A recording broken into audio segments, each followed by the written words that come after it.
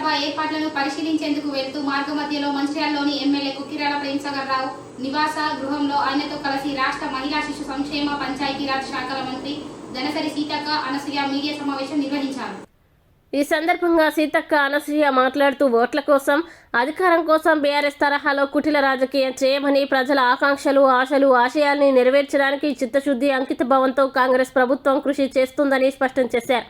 ప్రజల సమస్యల్ని పరిష్కరించాల్సిన కేసీఆర్ హంగు ఆర్భాటాలకు దేశ రాజకీయాలు అంటూ హంగామాకు పరిమితమయ్యాడని ధ్వజమెత్తారు. ప్రగతి భవన్, సెక్రటేరియట్ లాంటి సౌదాలు నిర్మించి ఇదే అభివృద్ధి అని ప్రజల్ని మభ్యపెట్టే ప్రయత్నం చేశాడని ఆరోపించారు. మారుమూల గ్రామాల్లో, తండాల్లో, ఆదివాసీ ప్రాంతాల్లో వారి జీవన ప్రమాణాలు ఎలా ఉన్నాయో తెలుసుకునే ప్రయత్నం చేయలేదని, వారిని పూర్తిగా విస్మరించాడని ఆమె విమర్శించారు.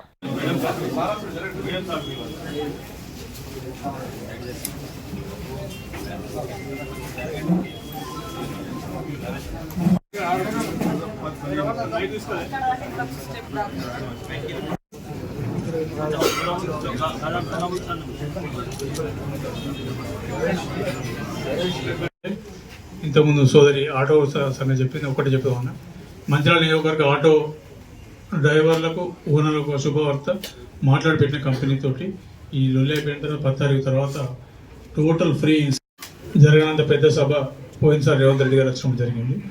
దానికన్నా పెద్ద ఎత్తున ఈసారి ఇంకా పెద్ద ఎత్తున సభ జరుగుతుందని ఏ రకమైన సందేహం లేదు.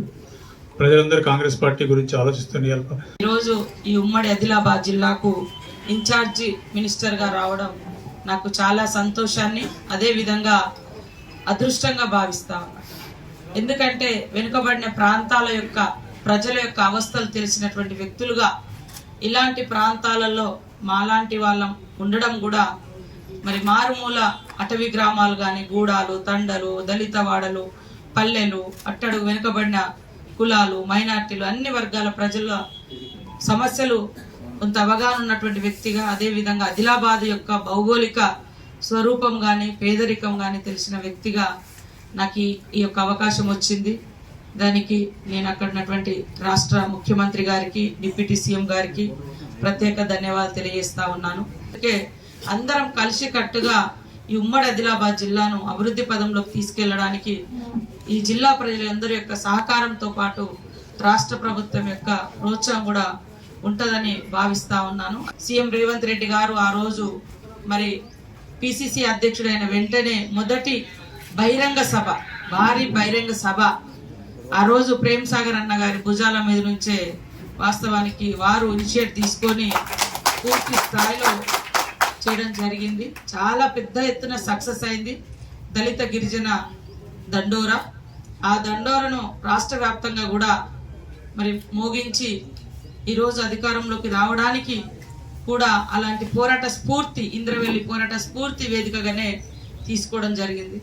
తర్వాత మరో సోదరుడు మా డిప్యూటీ సీఎం గారు బట్టి విక్రమార్కన్న గారు కూడా వారి యొక్క పాదయాత్ర కూడా ఇక్కడ నుంచే ప్రారంభించడం జరిగింది. కానీ ఈ ఉమ్మడి ఆదిలాబాద్ జిల్లాకు గత ప్రభుత్వము అన్యాయం చేసింది. వాస్తవానికి కనీసం హాస్పిటల్లో డాక్టర్లు కూడా లేనటువంటి పరిస్థితి ఆసిఫాబాద్ లాంటి ఏరియాలలో ఇవ్వను కూడా ఇవ్వలేదు. ఈ రోజు మేము ఇచ్చిన నోటిఫికేషన్ ఇవ్వడానికి 10 ఏళ్ళు పట్టిరు నర్సులకు. ఇవాళ వచ్చిన వెంటనే మరి అవన్నీ సార్ట్అవుట్ చేసి వెంటనే ఉద్యోగాలు ఇస్తా ఉన్నాం. మీరు ఎంతసేపు ఉద్యోగాలు ఇస్తాం, ఈ సందర్భంగా ఓట్లేయండి, నోటిఫికేషన్ ఇస్తాం, ఈ సందర్భంగా ఎలక్షన్ ఓటేయండి, ఇట్లా ఆశలు పెట్టిరు తప్ప నిరుద్యోగుల సమస్యలు పరిష్కరించలే. నిరుద్యోగుల ఆశల మీద, ఆకాంక్షల మీద నీళ్లు జల్లిరు కాబట్టే గత ప్రభుత్వం కాంగ్రెస్కి అవకాశం ఇచ్చిర్రు. కాంగ్రెస్ ప్రభుత్వం మరి ఎప్పటికప్పుడు ఉద్యోగ ఉపాధి అవకాశాలతో పాటు లక్షలాది సమస్యలు కూడా పెండింగ్ ఉన్నాయి. ఆ పెండింగ్ సమస్యలు కూడా పరిష్కరిస్తాం.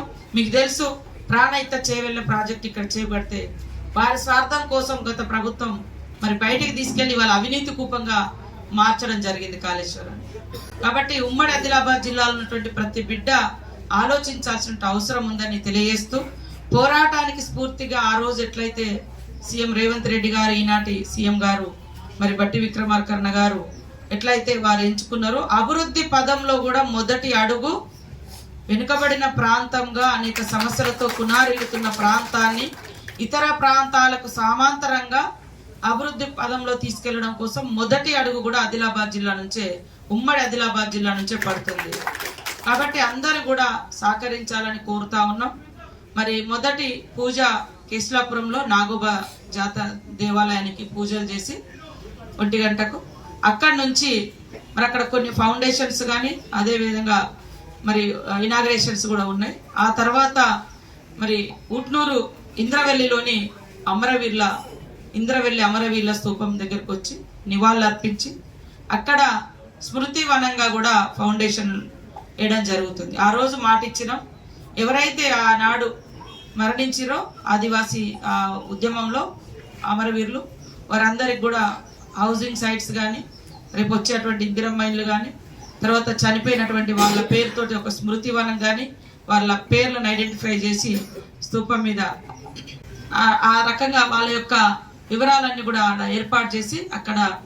కాబట్టి రాబోయే కాలంలో అంగన్వాడీలను ఫిలప్ చేస్తాం, డ్రింకింగ్ వాటర్ మెరుగుపరుస్తాం, రోడ్డు రవాణా వ్యవస్థను మెరుగుపరుస్తాం. ఇల్లు లేనటువంటి వాళ్ళు అసలు ఎంత ఘోరంగా ఒకప్పుడు ఇందిరమ్మ ఇల్లు అవి తప్ప ఇంకా వేరే ఇల్లు రాలే. అలాంటి సమస్యలు ఏమీ పట్టించుకోలే. మీరు కాంగ్రెస్ ప్రభుత్వం ఎంచుకొని మొదటి అడుగు ఇక్కడ నుంచి వేస్తున్నారు. కాబట్టి పత్రికా మీడియా ఉమ్మడి ఆదిలాబాద్ జిల్లా ప్రజలు అందరూ కూడా ఈ సభలో పాల్గొని అభివృద్ధిలో వేస్తున్నటువంటి అడుగుకు మీ అడుగులు తోడవాలని, మీ మద్దతు కావాలని ఇంద్రవెల్లికి తరలి రండి, మద్దతు ఇవ్వండి, పాల్గొనండి అని పేరు పేరున విజ్ఞప్తి చేస్తూ అందరికీ స్వాగతం సుస్వాగతం. ఇంద్రవెల్లి.